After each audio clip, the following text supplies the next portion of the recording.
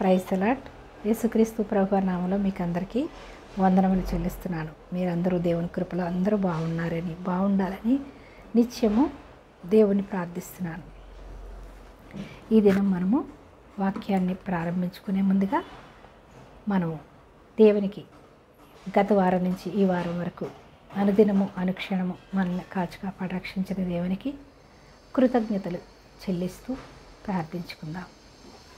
మహాగణుడివి, మహోన్నతుడివి, సర్వాంతర్యామివి, సర్వసృష్టికర్తమైన మా ప్రభువ, మా దేవా, మా రక్షక, మీకే స్తుతులు, స్తోత్రములు, వందనములు చెల్లిస్తున్నామయ్యా. అయ్యా తండ్రి, అనుదినము అనుక్షణము మమ్మల్ని కాచి కాపాడి రక్షించి నిన్ను స్తుతించుకునే భాగ్యాన్ని, ఆరాధించుకునే భాగ్యాన్ని అయ్యా మాకు ఇచ్చినందుకు నీకు స్తోత్రాలయ్యా. అయ్యా తండ్రి, ఈ స్థలంలో తండ్రి నీ పరిశుద్ధాత్మ ఆత్మ సంచారము మా మధ్య ఉన్నందుకు, మాతో ఉన్నందుకు, మాలో ఉన్నందుకు నీకు వందనములు, స్తోత్రాలు చెల్లిస్తున్నామయ్యా. అయ్యా అనుదినము అనుక్షణము నీ రెక్కల చాటుని భద్రపరిచి తండ్రి మమ్మల్ని సజీవ రెక్కలో ఉంచిన దేవానికి స్తోత్రాలు. అయ్యా నీ వాక్యాన్ని అయినా తండ్రి బోధించడానికి కావలసినటువంటి జ్ఞానాత్మ నాకు అనుగ్రహించి నన్ను కంప్లీట్గా నీ సిలువ చాటును మరుగుపరిచి మీరే నాలో ఉండి మాట్లాడి అయ్యా బిడ్డలను ఆదరించి బలపరిచి మీరే ప్రభు ఆకర్షించుకుని వినే చెవి, గ్రహించే మనసు ప్రతి బిడకు దయచేయమని, విత్తబడిన వాక్యం నూరంతలుగా ఫలించినట్లు తండ్రి నీ పరిశుద్ధాత్మ అభిషేకముతో బిడ్డలు దర్శించండి. సాతాను శక్తులు, చీకటి శక్తులు, అంధకార శక్తులు అన్నిటి నుంచి యేసుక్రీస్తు నామములో విడుదల కలుగునుగాక. ప్రతి బంధకాలు, ప్రతి శాపం ప్రతి బిడ్డలోంచి ఇప్పుడే తొలగిపోవునుగాక. నీ దీవెన కాపుదల ఆశీర్వాదాలు నాతో నాయన ప్రార్థనలో ఏకీవిస్తున్న ప్రతి బిడ్డతో మీరుండి ఆశీర్వదించి ఈ యొక్క కూడిక నీకు మహిమకరంగా జరిగించుకోమని సమస్త మహిమ, ఘనత, ప్రభావములు మీకే ఆరోపిస్తూ మా ప్రభువును, మా ప్రియరక్షకుడైన యేసుక్రీస్తు ప్రభు వారి అతి శ్రేష్టమైన నామములో ఈ ప్రార్థన సమర్పిస్తున్నాను పరమ తండ్రి. ఆమేన్, ఆమేన్. ఈ దిన వాక్యాంశము, యెహోవా దృష్టి నీతిమంతుల మీద ఉన్నది. ఎలా అంట, యెహోవా అనగా మన పరమ తండ్రి, మనల్ని పుట్టించినటువంటి దేవుడు. యెహోవా అనగా మహోన్నతుడు, సర్వశక్తిమంతుడు, సర్వాంతర్యామి. అన్ని పేర్లు దేవునికే చెల్లుడు. అయితే ఏమంటున్నాడు, యెహోవా దృష్టి నీతిమంతుల మీద ఉన్నది. నీతిమంతులు అనగా ఎవరు తెలుసుకుందాం. నీతిమంతులు అనగా యేసుక్రీస్తునందు విశ్వాసముంచి మారు మనసు పొంది రక్షణ పొందిన వారు మాత్రమే నీతిమంతులు. లోకంలో పుట్టిన ప్రతి మానవుడు పాపియే. ఎందుకంటే ఆజ్ఞ అతిక్రమమే పాపము, పాపం వల్ల వచ్చు జీతము మరణం. ప్రతి మానవుడికి మరణము సంభవించింది. కాబట్టి ఈ లోకంలో పుట్టిన ప్రతి మానవుడు పాపే. కాబట్టి నీతిమంతుడు ఎలా అయ్యాడు? మరి ఎవరు వారికి వారిగా నీతిమంతులు కాలేరు. కాబట్టి ధర్మశాస్త్రంలో ఇచ్చినటువంటి దేవుడు మోషేకి ఇచ్చినటువంటి పదాజ్ఞలు పాటించడం ద్వారా, ధర్మశాస్త్రాన్ని మొత్తము పాటించడం ద్వారా నీతిమంతులు కాలేమని అనేక మంది ఉగ్రతకి పాలైపోయి ఇజ్రాయేల్ ప్రజలందరూ నశించిపోయారు. అయితే దేవుడు ఏర్పరచుకున్నటువంటి బిడ్డలు నశించిపోవడం ఆయనకి ఇష్టం లేక, తనకెంతో ఇష్టమైన తన రూపంలో నిర్మించుకున్నటువంటి ఏ మానవుడు నిత్య నరకాగ్నికి వెళ్ళడం ఇష్టం లేక, భ్రష్టత్వంలోనే చనిపోవడం ఇష్టం లేక, భ్రష్టత్వంతో నశించిపోవడం దేవునికి ఇష్టం లేక తన ప్రియ కుమారుని ఈ లోకానికి పంపించి ఆయన యందు విశ్వాసం ఉంచి మారు మనసు పొంది రక్షణ పొందినటువంటి నీతిమంతుడైనటువంటి యేసయ్య యందు విశ్వాసం ఉంచిన ప్రతి ఒక్కరు కూడా నీతిమంతులే. ఎవరు అవునన్నా ఎవరు కాదన్నా, వారు ఏదో మంచివారని కాదు, వారు ఏదో మంచి పుణ్యకార్యాలు చేశారని కాదు, కానీ యేసుక్రీస్తునందు విశ్వాసం ఉంచడం ద్వారా, నీతిమంతుడైన యేసయ్య యందు విశ్వాసం ఉంచి మారు మనసు పొంది రక్షణ పొందుకోవడం ద్వారా వారిలో ఉన్నటువంటి భ్రష్టత్వాన్ని, దుష్టత్వాన్ని సమస్తాన్ని తొలగించి వాళ్ళని పరిశుద్ధులుగా, నీతిమంతులుగా దేవుడు మార్చుకున్నాడు. కాబట్టి నీతిమంతులయ్యారు. వారి యొక్క ప్రార్థనలు ఏం చేస్తాడంట, దేవుడు వింటాడంట. అందుకే ఎవరికైనా సమస్య వచ్చిన, బాధల్లో ఉన్న, చింతల్లో ఉన్న, రక్షణ లేకపోయినా ప్రతి మానవుడి కొరకు విశ్వాసులైనటువంటి వారు, నీతిమంతులైనటువంటి వారు ప్రార్థన చేయాలి. ఎందుకంటే నీతిమంతుల ప్రార్థన దేవుడు వింటాడు, తప్పకుండా వింటాడు. స్వస్థత లేకపోతే స్వస్థత ఇస్తాడు, రక్షణ లేకపోతే రక్షణ ఇస్తాడు. పాపంలో భ్రష్టత్వంలో కొట్టుకుపోకుండా రక్షణ ఇచ్చి నిత్య రాజ్యానికి వారసులుగా చేసుకుంటాడు. కాబట్టి అందరి కొరకు ప్రార్థన చేసేటటువంటి బాధ్యత ప్రతి నీతిమంతుడి మీద, ప్రతి విశ్వాసం మీద ఉంది. నీతిమంతులు ఎలా అయ్యారు మనం తెలుసుకున్నాం. యేసుక్రీస్తునందు విశ్వాసం ఉంచడం ద్వారా, నీతిమంతుడైనటువంటి యేసయ్యందు మనము మారుమనసు పొంది రక్షణ పొందడం ద్వారా నీతిమంతులు అయ్యాము. కాబట్టి నీతిమంతులమైనటువంటి మనం అందరం కూడా ప్రార్థించాలి. ప్రార్థించినప్పుడు దేవుడు వింటాడు, మన మొరకి చెవియొగుతాడంట. చూద్దాం. కీర్తనల గ్రంథం 34వ అధ్యాయము 15వ వచనం. కీర్తన 34:15. యెహోవా దృష్టి నీతిమంతుల మీద ఉందంట. ఆయన దృష్టే నీతిమంతుల మీద ఉంటుందంట. ఆయన చెవులు వారి మొరలకు ఒగ్గి ఉన్నవి. యెహోవా దృష్టి నీతిమంతుల మీదనే ఉంటుందంట. ఆయన దృష్టి అనగా ఆయన చూపు, ఆయన కళ్ళు, ఆయన ఎప్పుడూ నీతిమంతులను చూస్తూనే ఉంటాడంట. ఆయన చెవులు వారి మొరలకు చెవియొగ్గి ఉంటాయంట. ఆయన చెవులు వారి మొరలకు చెవియొగ్గి ఉంటాయి. అంటే మనం మొరపెట్టకపోవడం వల్ల మనం నష్టపోతాం. మనం మొరపెడితే దేవుడు వింటాడు. మనం మొరపెడితే వినడానికి ఆయన చెవియొగ్గి వింటున్నాడంట. అందుకని మనం ఏం చేయాలి? ప్రార్థన చేయాలి. ప్రార్థన చేసినప్పుడు మన మొర దేవుడు వింటాడు. విని విశ్వాసంతో మనం ఎప్పుడైతే ప్రార్థన చేస్తామో సమస్తాన్ని మనం పొందుకుంటాం.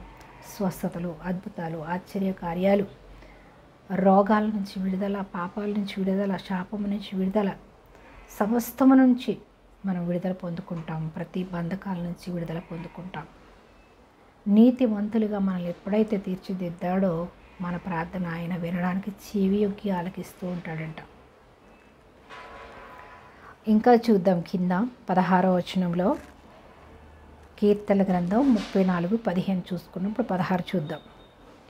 దుష్క్రియలు చేయు వారి జ్ఞాపకమును భూమి మీద నుండి కొట్టివేయుటకై యెహోవా సన్నిధి వారికి విరోధముగా ఉన్నది. అంటే దుష్క్రియలు ఎలా చేస్తారు? దుష్టుని నుంచి వచ్చేవి దుష్క్రియలు, దుష్ట తలంపులు, దురాశలు, ఇవన్నీ కూడా దుష్టుని నుంచి వచ్చేవి. దుష్ట తలంపులు కలిగి ఉన్న వారిని అంట దుష్క్రియలు చేయువారి. దుష్ట తలంపులు కలిగి ఉన్నవారు దుష్ట క్రియలు చేస్తారు. అంటే మా హృదయం నిండిన దాన్ని బట్టి నోరు మాట్లాడుతుందని ఉంది. మన హృదయంలో ఏది తలుస్తామో అదే చేస్తాం. కాబట్టి వాళ్ళ తలంపులు ఎలా ఉంటాయి? దుష్ట తలంపులు ఉంటాయి. కాబట్టి దుష్ట తలంపులతో దుష్టక్రియలు చేస్తారు వాళ్ళు. దుష్టక్రియలు చేయువారి జ్ఞాపకమును భూమి మీద నుండి కొట్టివేయుటకై యెహోవా సన్నిధి వారికి విరోధముగా ఉన్నదంట. వారిని ఎప్పుడు భూమి నుంచి తొలగించేద్దామా అని యెహోవా సన్నిధి వారికి విరోధముగా ఉన్నదంట.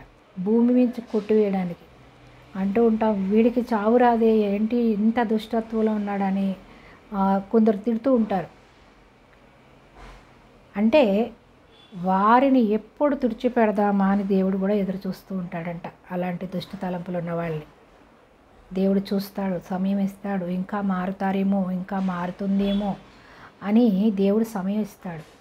సమయం ఇచ్చిన సమయాన్ని సద్వినియోగం చేసుకోకుండా దుష్ట తలంపులతో, దుష్ట క్రియలతో మనము ఎవరైతే జీవిస్తారో వారిని దేవుడు అంట భూమి మించి కొట్టివేయడానికి చూస్తూ ఉంటాడంట, ఎదురు చూస్తూ ఉంటాడంట.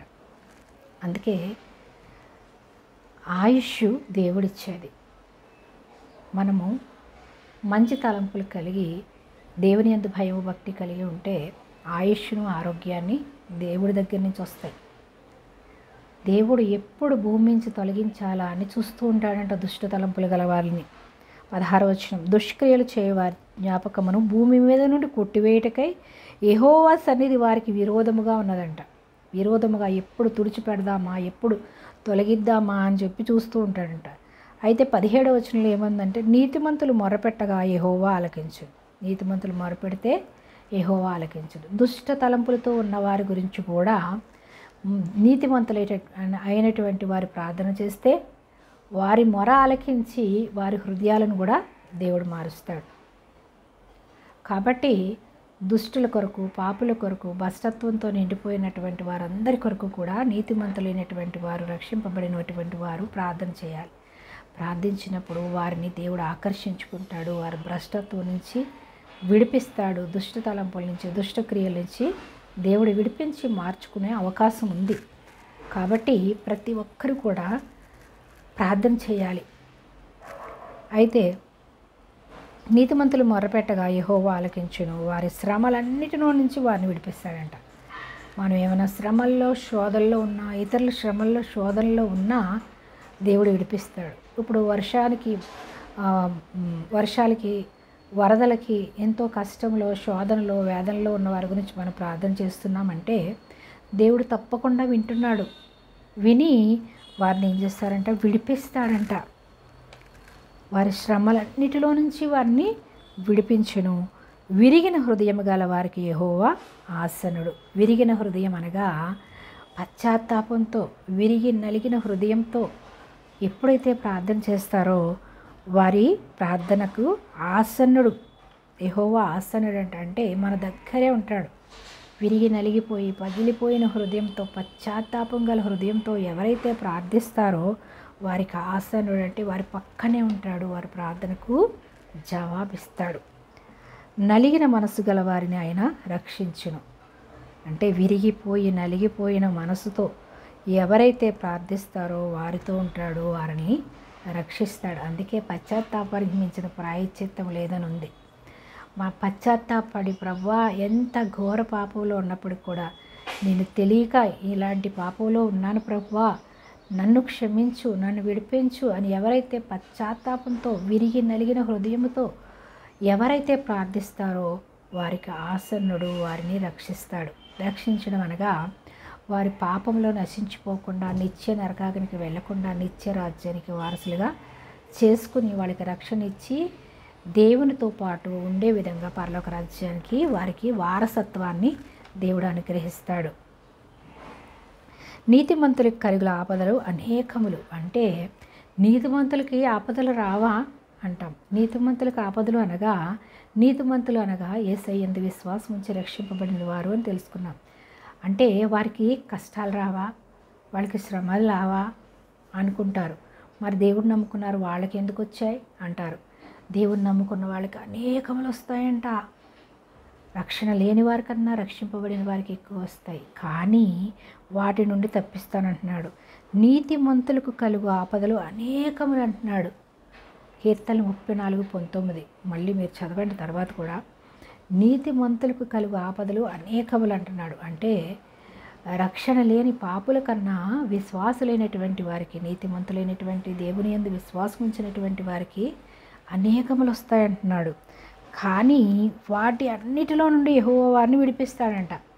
ఎన్ని శ్రమలు వచ్చినా, ఎన్ని శోధనలు వచ్చినా, ఎలాంటి రోగాలు వచ్చినా కానీ దేవుడు వారిని విడిపిస్తాడంట. విడిపించడానికి సమర్థుడు ఆయన. ప్రార్థించినప్పుడు ఆయన చెవి యొగ్గి ఆలకిస్తాడు. నీతిమంతులుగా ఉన్నటువంటి వారు ప్రార్థించినప్పుడు ఆయన చెవి ఎక్కి ఆలకిస్తాడు. ఆలకించి వారిని అనేకమైన శ్రమలు వచ్చినప్పటికీ కూడా వారిని దేవుడు విడిపిస్తాడంట. అన్నిటి నుండి వారిని విడిపించును. ఆయన వారి ఎముకలన్నిటినీ కాపాడుతాడంట. వారి ఎముకలన్నీ కూడా, వారిలో ఏ అవయవం పాడవకుండా వారిని కాపాడుతాడు. ఎన్ని శ్రమలు వచ్చినా, ఎన్ని శోధనలు వచ్చినా వారిలో ఏ అవయవాలు పాడవకుండా దేవుడు రక్షిస్తాడు. అందుకే విశ్వాసం ఉంచినటువంటి వారు, రక్షింపబడిన వారు ఎన్ని శ్రమలు వచ్చినా, ఎన్ని శోధనలు వచ్చినా భయపడకూడదు. భయపడితే అపవాదికి చోటిచ్చిన వాళ్ళం అయిపోతాం. కాబట్టి భయపడకుండా స్వస్థపరచు యెహోవాను నేను అంటున్నాడు దేవుడు. ఈ నీతిమంతుడు ప్రార్థింపగా వారు మొర ఆలకిస్తానంటున్నాడు. వారికి ఆసన్నుడై ఉంటారంటున్నాడు. కాబట్టి ఎలాంటి శ్రమలు వచ్చినా, ఎలాంటి శోధనలు వచ్చినా భయపడవద్దు అని దేవుడు ఎన్నోసార్లు బైబిల్ గ్రంథంలో వ్రాయబడింది. కాబట్టి భయపడకుండా ధైర్యంగా ఉంటే వాటన్నిటి నుంచి మనం విడుదల పొందుకుంటాం. నీతిమంతునికి కలుగు ఆపదలు అనేకములు, వాటన్నిటి నుంచి యెహోవా దేవుడు విడిపిస్తాడు. 19లో చూసాము. అయితే 20లో ఒక్క ఎముక కూడా వారికి విరిగిపోదు. చెడుతనము భక్తిహీనులను సంహరించును. నీతిమంతుని ద్వేషించువారు అపరాధులుగా ఎంచబడుదురు. నీతిమంతుని ద్వేషించువారు అపరాధులుగా ఎంచబడుదురు. అంటే రక్షింపబడినటువంటి వారిని, రక్షణ లేనివారు అనేకమైనటువంటి మాటలతో అవమానపరుస్తారు. అయితే వారంట అపరాధులుగా ఎంచబడతారంట. ఎవరును అపరాధులుగా ఎంచబడరు. అంటే అపరాధి అనగా పాపం లేనివాడు. అపరాధులుగా ఆయన శరణుజొచ్చిన వారిలో ఎవరునూ అపరాధులుగా ఎంచబడరు. మనం ఈ మాటకు అర్థం ఏంటంటే 22వ వచనం మళ్ళీ చూద్దాం. యెహోవా తన సేవకుల ప్రాణమును విమోచించును, ఆయన శరణుజొచ్చిన వారిలో ఎవరునూ అపరాధులుగా ఎంచబడరు. దేవుని యందు విశ్వాసం ఉంచిన వారు, ఆయన ప్రార్థించిన వారు ఎవరు కూడా అపరాధులుగా ఎంచబడరంట. అంటే పాపులుగా ఎంచబడరు. ఆయన యందు ఎవరైతే శరణుజొచ్చుతారో, ఆయన్ని ఎవరైతే ప్రార్థిస్తారో వారు అపరాధులుగా ఎంచబడరు అని దేవుని వాక్యం సెలవిస్తుంది. అయితే దేవుని యందు విశ్వాసం ఉంచి ఎవరైతే ఆయన శరణుజొచ్చుతారో వారిని అపరాధులుగా ఎంచబడరు అని ఉంది.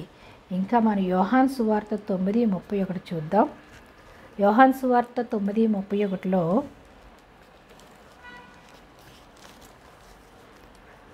యోహాను సువార్త 9:31 ఏంటంటే 9వ అధ్యాయం అంతా కూడా గుడ్డివాడు స్వస్థత పొందుకోవడం గురించి మనం చూస్తాం. గుడ్డివాడు స్వస్థత పొందుకుంటాడు. పొందుకున్న తర్వాత ఎవరు స్వస్థపరిచారో తనకు తెలియదు. నువ్వు చూడాలనుకుంటున్నావా అంటే చూడాలనుకుంటున్నానంటాడు. చూపు పొందుతాడు. కానీ అతనెవరో ఆ గుడ్డివాడికి తెలియదు. యేసు ప్రభు అంటే అతనికి అప్పటికి ఇంకా తెలియదు. కానీ అతను దేవుడు ఆ గుడ్డివాడిపై కనికరం కలిగి నువ్వు చూపు పొందాలనుకుంటున్నావా అని స్వస్థపరుస్తాడు. స్వస్థపరిచిన తర్వాత ఆ యొక్క ఇజ్రాయేలీలందరూ కూడా ఆ గుడ్డివాడిని హింసిస్తూ ఉంటారు. నువ్వు ఎలా స్వస్థత పొందుకున్నావు, నువ్వు ఎలా స్వస్థత పొందుకున్నావు అంటే నాకు తెలియదు, ఎవరో ఒక ఆయన వచ్చాడు నన్ను స్వస్థపరిచాడు అని చెప్తాడు. మనం 31వ వచనం చూద్దాం. 9:31లో దేవుడు పాపుల మనవి ఆలకింపడని ఎరుగుదుము. ఎవడైనా దేవభక్తుడై ఉండి ఆయన చిత్తం చొప్పున జరిగించినట్లా ఆయన వాని మనవి ఆలకించుడు. అయితే దేవుడు ఎవడైనా దేవభక్తుడై ఉండి పాపుల మొర 31వ వచనం దేవుడు పాపుల మనవి ఆలకింపడని ఎరుగుదాం. అంటే దేవుడు పాపుల మొర ఆలకించడం మనం విన్నాం, ఇందాక చదువుకున్నాం మనం. కానీ ఎవడైనా దేవభక్తుడే ఉండి ఆయన చిత్తం చొప్పున జరిగించినట్లా ఆయన వాని మనవి ఆలకించు. అంటే పాపులు మరి వినడు. కానీ ఎప్పుడైతే దేవుని యందు విశ్వాసం ఉంచి పశ్చాత్తాప పడతాడో, దేవుడిగా నమ్మి ఎవరైతే పశ్చాత్తాప పడతారో వాళ్ళని దేవుడు క్షమించి రక్షిస్తాడని ఇక్కడ చూస్తున్నాం. దేవభక్తుడే ఉండి ఆయన చిత్తం చొప్పున జరిగించిన ఎలా ఆయన వారి మనవి ఆలకిస్తాడంట. అంటే ఎంత ఘోర పాపంలో ఉన్నప్పటికి కూడా ప్రభువా నన్ను క్షమించు అని ఎవరైతే నమ్మితేనే కదా ప్రార్థన చేస్తారో, అసలు నమ్మకం లేని ప్రార్థన చేయరు కదా. నమ్మి ఎవరైతే ప్రార్థన చేస్తారో వారి మనవంట దేవుడు ఆలకిస్తాడంట. వారి మనవి ఆలకించును. పుట్టుగుడ్డు వాని కన్నులు ఎవరైనా తెరచినట్టు లోకం పుట్టినప్పటి నుండి వినబడలేదు. పుట్టుగొడ్డువాడు అప్పటి వరకు యేసు ప్రభువు రానంత కాలము ఎవరు కూడా పుట్టుగుడ్డివాడిని స్వస్థపరచలేదు. అయితే యేసయ్య వచ్చిన తర్వాత పుట్టుగుడ్డివాడైనటువంటి గుడ్డివాడిని స్వస్థపరుస్తాడు. వినబడలేదు. ఈయన దేవుని యొద్ద నుండి వచ్చినవాడు కాని ఎడలా ఏమీ చేయనేరడని వారితో చెప్పాను. ఏమంటున్నాడు?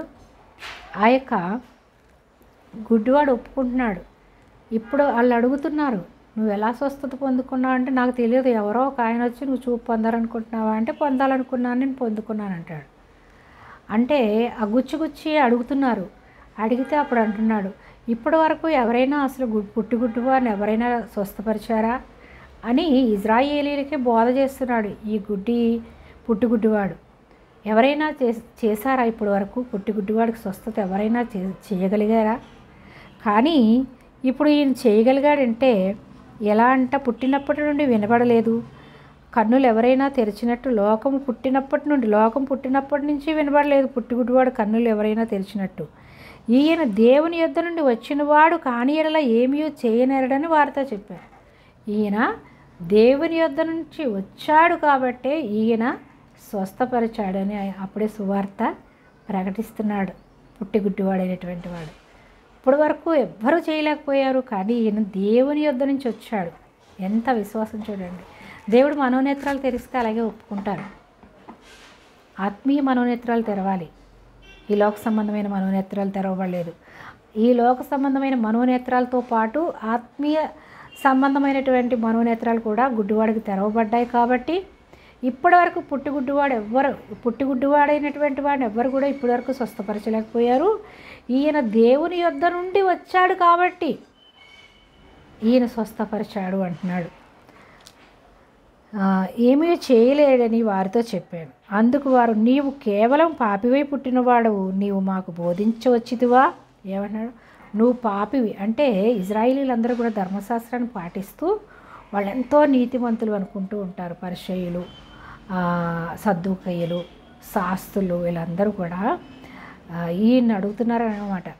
మాకు ఇంత తెలుసు ధర్మశాస్త్రం, మోషే ఇచ్చిన ధర్మశాస్త్రాన్ని మేము పాటిస్తున్నాము, నువ్వు పాపివై ఉండి, అంటే ధర్మశాస్త్రం లేని వారందరూ కూడా ఆ రోజుల్లో పాపులు, కుక్కలు లాగా చూసేవారు. అయితే పాపివై ఉండి నీకు ధర్మశాస్త్రం అంటే ఏంటో తెలియదు, దేవుడు తెలియదు, మోషే రాసి ఇచ్చినటువంటి ధర్మశాస్త్రం తెలియదు, కానీ నీవే మాకు బోధ చేసేస్తున్నావా అని ఆ యొక్క గుడ్డివాడిని అడుగుతున్నారు.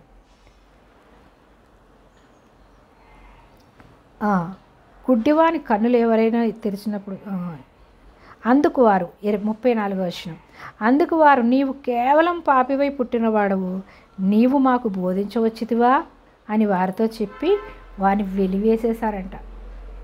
వెలివేసేశారు అక్కడ లేకుండా. నువ్వే మాకు బోధిస్తావా? పాపివై ఉండి మాకే సువార్త ప్రకటించేస్తావా? నువ్వు మాకే బోధించడానికి నువ్వు అర్హుడువా? పాపివై ఉండి అని చెప్పేసి అక్కడి నుంచి వెలివేసేశారు. అంటే అక్కడ లేకుండా తరిమి కొట్టేశారు. అయితే పరిసయ్యులు వారిని వెలివేసిరని యేసు విని, పరిసయ్యులు ఆయన్ని, నువ్వు గుడ్డివాడికి కళ్ళు ఇచ్చావు కదా, పరిసయ్యులందరూ కూడా ఆయన్ని, ఆ గుడ్డివాడిని వెలివేసేశారని శిష్యుల ద్వారా, అక్కడ ఉన్నటువంటి వ్యక్తుల ద్వారా యేసయ్యకు తెలిసింది. విని వారిని కనుగొన్నాడు. ఎక్కడున్నాడు అతనని చెప్పి తెలుసుకుని, నీవు దేవుని కుమారుని యందు విశ్వాసం ఉంచుచున్నావా అని అడిగాను. చూసారా, విశ్వాసం ఉంచాడు కాబట్టే దేవుని యొద్ద నుంచి వచ్చాడు అని ఎప్పుడైతే అన్నాడో తన మనోనేత్రాలు తెరవబడ్డాయని, అలాంటి వారిని దేవుడు వెతుక్కుంటూ వస్తాడు. వెతుక్కుంటూ వచ్చి, నీవు దేవుని కుమారుని యందు విశ్వాసం ఉంచుచున్నావా అని అడిగాడు. అంటే విశ్వాసం ఉంచితే చాలు పరలోక రాజ్యానికి వారసులు. నిన్ను మనుషులు వెలివేసేశారు, కానీ నువ్వు దేవుని యందు విశ్వాసం ఉంచుచున్నావా అని యేసయ్య ఆ యొక్క పుట్టిగుడ్డివాడైనటువంటి వాడిని అడుగుతున్నాడు. అడిగినప్పుడు అడిగాను. అందుకు వాడు, ప్రభువా, నేను ఆయన యందు విశ్వాసం ఉంచుటకు ఆయన ఎవడని అడుగగా, ఆయన యందు విశ్వాసం ఉంచడానికి ఆయన ఎవరో నాకు తెలియదే, నేను చూడలేదే ఆయన్ని, కళ్ళంటే నీకు స్వస్థత కావాలా అని అడిగాడు. పొందుకున్నాక ఆయన నాకు కనిపించలేదు, ఆయన వెళ్ళిపోయాడు, ఆయన ఎవరని నేను విశ్వసిస్తాను, ఆయన ఎవరో నాకు తెలియదే, నేను ఎలా విశ్వసిస్తాను అని అడుగుతున్నాడు. అడిగినప్పుడు విశ్వాసం ఉంచుచున్నావా అని అడిగాను. అందుకు వాడు, ప్రభువా, నేను ఆయనందు విశ్వాసం ఉంచుటకు ఆయన ఎవడని అడుగగా యేసు, నీవు ఆయనను చూచుచున్నావు, నీతో మాట్లాడుచున్నవాడు ఆయనే అని. చూసారా, నీవు ఆయన్ని చూస్తున్నావు, నీతో మాట్లాడుచున్నవాడు ఆయనే, నేనే నిన్ను స్వస్థపరిచాను, నేనే దేవుని యొద్ద నుంచి పంపబడిన వాడునని ఆ యొక్క అమాయకత్వంతో పుట్టిగుడ్డివాడు, దేవుడు అంటే తెలియదు, ధర్మశాస్త్రం తెలియదు, పాపంలో పుట్టి పాపంలో పెరుగుతూ ఉన్నటువంటి అమాయకమైనటువంటి గుడ్డివాడికి దేవుడే స్వయంగా వచ్చి, నేనే నిన్ను స్వస్థపరిచింది, దేవుని యొద్ద నుంచి పంపబడింది నేనే అని ఆయనే తెలియపరుచుకుంటున్నాడు. అలాగే యోహాను సువార్త 4వ అధ్యాయంలో సమరయ స్త్రీతో కూడా నేనే ఆయనని ఆవిడని ఎత్తుక్కుంటూ వెళ్తాడు. సమరయ స్త్రీని, పాపంలో ఉన్నటువంటి సమరయ స్త్రీ, ఆమెకి ఎవరు దిక్కు లేరు, చూసేవాళ్ళు లేరు, పోషించేవాళ్ళు లేరు, ఆమెకి ఎవరూ లేక ఆ యొక్క పాపములో జీవిస్తుంది. వ్యభిచార పాపం చేసి జీవిస్తున్నటువంటి ఆమెను దేవుడు దర్శించాడు. అందుకే దేవుడు పాపుల కొరకు వచ్చాడు, అందుల కొరకు వచ్చాడు, దిక్కు లేని వారి కొరకు వచ్చాడు, దరిద్రుల కొరకు వచ్చాడు. దరిద్రులను, దీనులను, పాపులను అందరినీ కూడా వెతకి రక్షించాడు. వెతుక్కుంటూ సమరయ స్త్రీ దగ్గరికి వెళ్ళాడు, ఈ గుడ్డివాడి దగ్గరికి వెతుక్కుంటూ వెళ్ళాడు. దేవుడు కనికరము గల దేవుడు. ఆయన ప్రతి ఒక్కరిని పాపములో ఉన్న వాళ్ళని, అంధత్వంలో ఉన్న వాళ్ళని, ఈ ఘోరమైనటువంటి ఎవరూ లేని దిక్కు లేని వారిని అందరినీ కూడా ఆయన ఆదరించి ఆయన కనుపరుచుకుంటాడు. అమాయక ప్రజలు, దేవుడు అంటే తెలియనటువంటి వారిని దేవుడు ఆయన కనుపరుచుకుంటారు. నేను ఈ మధ్య ఒక సాక్ష్యం విన్నాను. ఆమె దేవుడు అంటే ఇష్టము, కానీ దేవుని వాక్యం తెలియదు. బైబిల్ చదువుతుందంటే ఎక్కడ చదువుతుందో ఏం చదువుతుందో కూడా తెలియదు. ఏదో 2వ క్లాసు 3వ క్లాసు చదువుకుందంట. లోకాస్ తెలియదు, మా అత్తయ్య తెలియదు, ఏం తెలియదు నాకు. ఏదో తర్వాత పేపర్ వస్తే చదువుకుంటూ వెళ్ళిపోయాను. అలా నేను కొద్ది రోజులకి విడిచిపెట్టేసి విగ్రహారాధనలోకి వెళ్ళిపోయాను. ఈ ఏసైని నమ్ముకుంటే వేరే దేవుణ్ణి పూజ చేయకూడదు అంటున్నారు కదా, సాయిబాబాని నమ్ముకుంటే అన్ని దేవుళ్ళు పూజ చేయొచ్చు అంటున్నారు, సాయిబాబాని నమ్ముకుంటానని చెప్పేసి అలాగా ఆమె పెళ్ళి కాకముందు నేను బైబిల్ పూర్తి చేసేలోకి నాకు పెళ్ళి, నాకు అనుకున్నటువంటి నా మేనత్త కొడుకుతో పెళ్ళి అయితే చాలనుకుంటూ పెళ్ళి అయ్యింది. కానీ నిర్లక్ష్యం చేసింది. వివాహం అయిపోయింది, పిల్లలు కనేసింది, 20 సంవత్సరాలు గడిచిపోయేట. సతమతం అవుతూ ఉంది. ఇటు దేవుడు కావాలి, ఇటు లోకం కావాలి. లోకంలో పూజలు చేయాలి, కుటుంబీకులు అందరూ వెలేసేస్తారేమో, తన భర్త వదిలేస్తాడేమో, ఇలాంటి భయంతో ఆవిడ ఏం చేసిందంటే దేవుడి వాక్యం తెలియక, దేవుని శక్తి తెలియక సగం లోకంలో సగం దేవుళ్ళలో ఉంటూ ఉన్నప్పుడు దేవుడే స్వయంగా తనతో ఇప్పుడు కూడా మాట్లాడుతున్నాడట. స్వయంగా మాట్లాడి ఆమెకు ఏది అవసరమో చెప్తూనే ఉన్నాడంట. బైబిల్ గ్రంథం అంతా కూడా ఆమెకి వివరిస్తున్నాడంట. మత్తయి సువార్త, లూకా సువార్త, ఇది చదువు అది చదువు అని. అంటే దీనుల ఎడల ఆయన దయ చూపే దేవుడు. దేవుడు ఎందుకు మనం ఎప్పుడైతే ఒక ఇష్టం కలిగి ఉన్నామో వారిని విడిచిపెట్టాడు. ఏం చేశాడు ఈ గుడ్డివాడు? ఆ దేవుని యొద్ద నుంచి వచ్చిన వాడే తప్ప ఎవరు కూడా పుట్టి గుడ్డివాడిని ఇప్పటివరకు స్వస్థపరచలేదు అన్నాడు. ఆ మాట కోసం దేవుడు ఏర్పరచుకున్నాడు. ఆయన ఏర్పరచుకుని నువ్వు విశ్వాసం ఉంచుతున్నావా అన్నప్పుడు ఆయన ఎవరు అన్నప్పుడు ఆయనే కనుపరుచుకున్నాడు. నేనే, ఆయననే, నీ ముందన్నది నేనే, నీ కళ్ళు తెరిచింది నేనే అని దేవుడు ఆయన బయలుపరుచుకున్నాడు. అలాగే సమరయ స్త్రీని అలాగే కనపరుచుకున్నాడు. నేనే అని చెప్తాడు. చెప్పినప్పుడు ఆమె సువార్త ప్రకటిస్తుంది. వెళ్ళి మెస్సియా వచ్చాడు, వస్తానని మనల్ని అందరినీ రక్షించడానికి వస్తానన్నటువంటి మెస్సియా వచ్చాడని ఆమె పాపములో ఉన్నటువంటి స్త్రీ గ్రహించింది. కానీ ఈ శాస్త్రులు, సద్దుకయ్యులు ధర్మశాస్త్రాన్ని చదివి బైబిల్ గ్రంథంలో ఎన్నోసార్లు ఎంతోమంది ప్రవక్తలు మెస్సియా వస్తాడు, అందరినీ రక్షిస్తాడు, మనందరి పాపాల నుంచి, శాపాల నుంచి, రోగాల నుంచి విడిపిస్తాడు అని ఎన్నో చోట్ల ప్రవక్తలు రాసి ఉన్నారు. అది చదివి వాళ్ళు అంధత్వంలోకి వెళ్ళిపోయారు. చదవకుండా విని ఎప్పుడో విన్నటువంటి వారు ఎదురు చూస్తూ ఉన్నారు. వాళ్ళు వస్తాడు, మెస్సియా వస్తాడు, మేమున్న ఈ పాపాల నుంచి, మేమున్నటువంటి ఈ దరిద్రం నుంచి మమ్మల్ని విడిపిస్తాడని వాళ్ళు ఎదురు చూస్తున్నారు. వీళ్ళు ఎలాగున్నారు? ధన వ్యామోహంతో కడుపు నిండి ఉన్నారు. కడుపు నిండని వాళ్ళే చూశారు. వారికి సహాయం చేసేవాళ్ళు లేని వాళ్ళే ఎదురు చూశారు.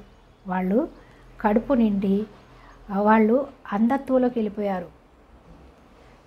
అంధత్వంలోకి వెళ్ళిపోయి దేవుడు వచ్చినా సరే తెలుసుకోకుండా దేవుడిచ్చిన మోషే ఇచ్చిన ధర్మశాస్త్రాన్ని నమ్మారు. కానీ మోషే ఎవరి కోసం రాశాడు అన్నది గ్రహించుకోలేకపోయారు.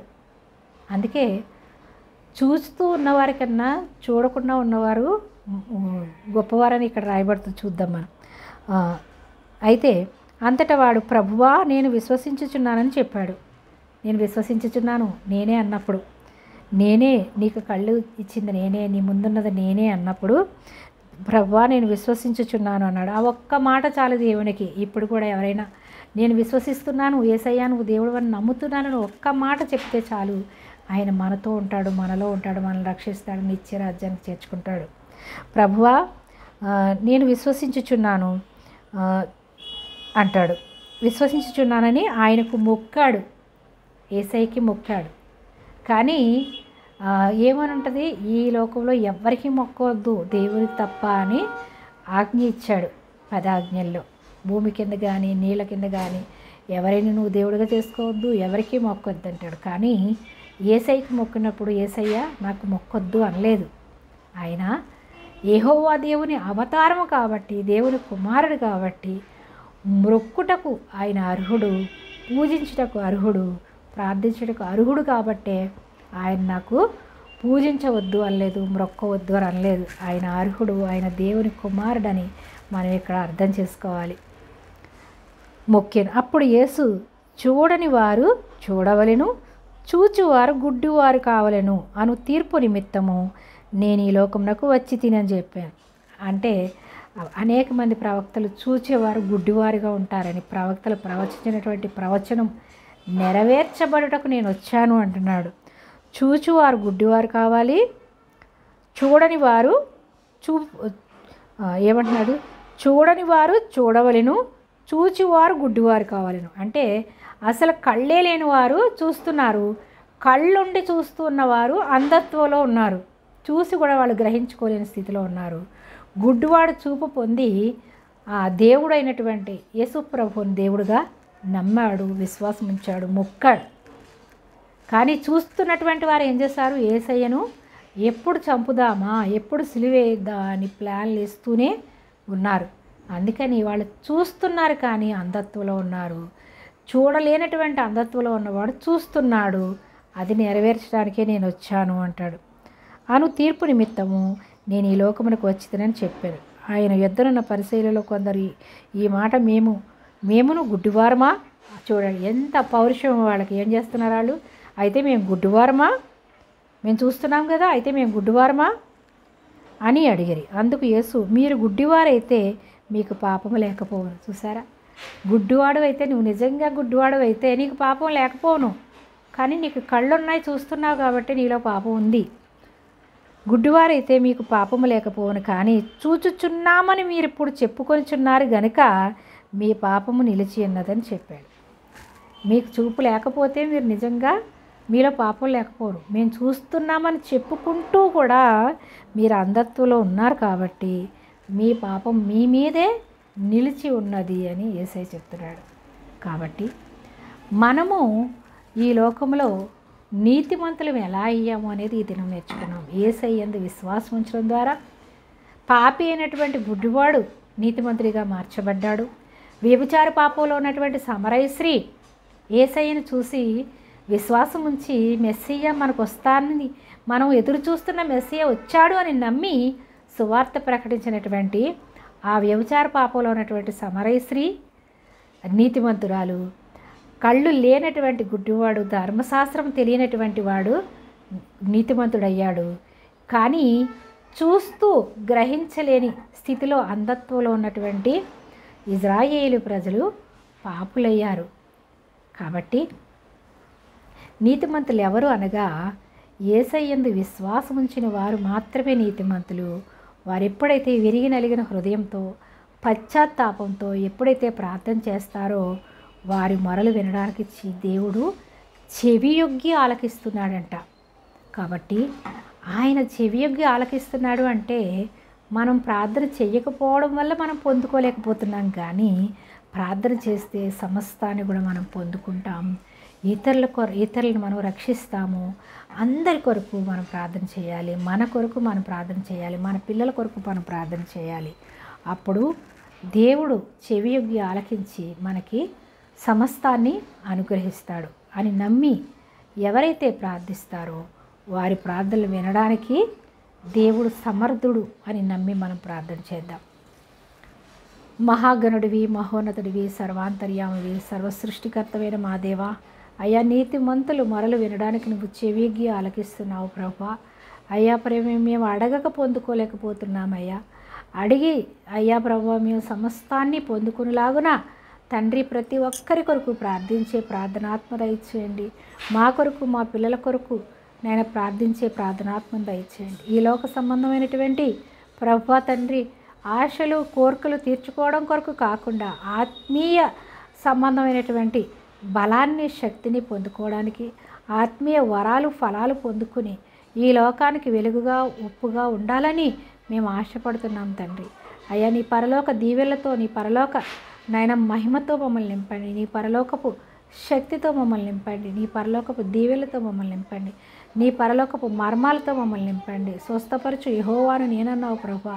స్వస్థత వరాలతో ఆత్మ ఫలాలతో ఆత్మ అభిషేకంతో మమ్మల్ని నింపి అయ్యా యేసు నామములోనే స్వస్థత, యేసు నామములోనే పరలోక రాజ్యం అని మేము నమ్మి ప్రార్థిస్తూ ఉండగా యేసుక్రీస్తు నామం అనేటటువంటి తాళపు చెవి మాకు ఇచ్చి ఉన్నారని మేము నమ్మి ప్రార్థిస్తున్నాం.